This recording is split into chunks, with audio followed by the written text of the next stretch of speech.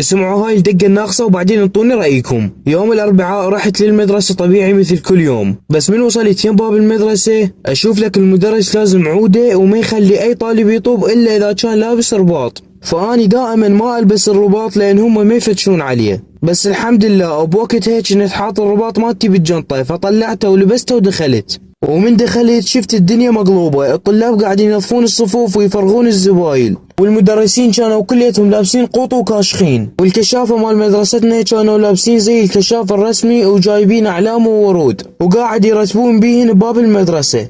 فهنا أنا قمت أتساءل وأقول شنو السالفة، الوضع غريب مو مثل كل يوم. وورا شوية عرفت أنه على الأساس وزير التربية راح يزور مدرستنا اليوم.